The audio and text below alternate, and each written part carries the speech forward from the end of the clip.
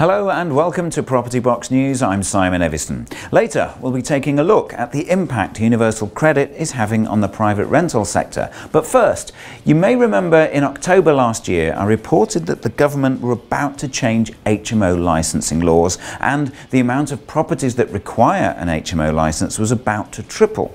Well, that didn't happen at the time, and now the government have just announced a new date for the changes, and it's October this year, 2018, is when they anticipate enforcing the new rules. In short, the properties that will require licensing are a property inhabited by 5 or more people, which makes up 2 or more households. A household is classed as immediate family, parents and children, or partners, married, civil partnerships, or cohabiting, or individuals. As well as 3-storey properties, single and 2-storey properties must be licensed if they fall within the above remit, including properties converted into bedsits.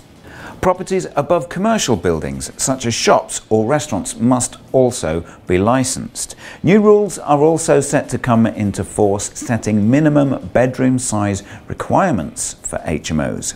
Rooms used for sleeping by 1 adult will have to be no smaller than 6.51 square metres, while those slept in by 2 adults will have to be larger than 10.2 square metres.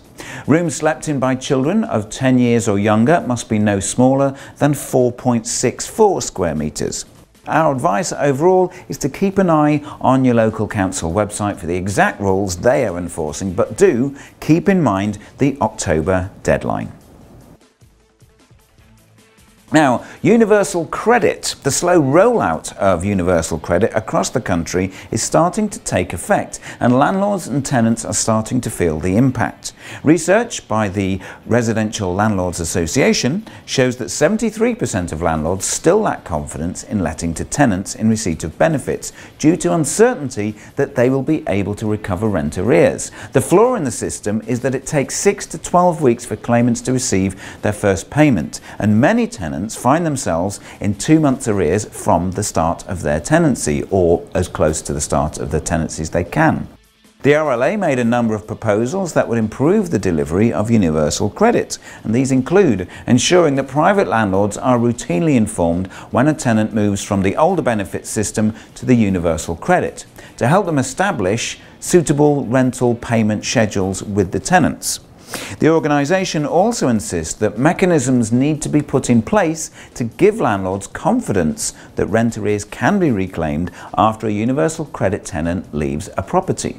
It adds that tenants should be given the option to choose to have the housing element of their universal credit paid directly to their landlord if they wish. In the parliamentary debate on this subject earlier in January, many of the RLA findings and proposals were quoted and cited by several of the MPs involved. Leading the debate, Stephen Lloyd MP said that this research not only means unnecessary suffering for tens of thousands of housing benefit recipients, but poses a threat to the future of benefits claimants ever succeeding to rent in the private sector, because once a tenant has a bad record, it's extremely difficult to unwind. The issue of direct payments was raised by several MPs, with Tracy Brabin, MP for Batley and Spen, saying that the greatest concern for landlords is the move away from direct payments. With universal credit, when a tenant falls into arrears, a landlord can apply for alternative payment arrangements, or APAs.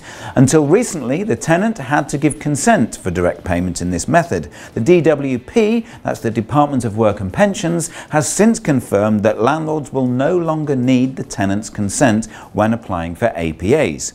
Overall, the system, dubbed universal chaos by some, is an unwelcome change in the benefit system, and because it's got off to such a bad start, it's likely to take a long time for landlord confidence to be restored.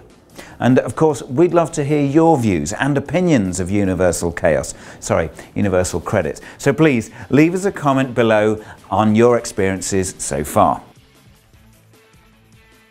And finally, when McMafia's Alex Godman and his girlfriend Rebecca Harper host guests in the BBC drama, all is not as it seems. Their kitchen, which seems to be part of a small mews home, is in fact in a 6-bedroom Victorian house in the London borough of Wandsworth.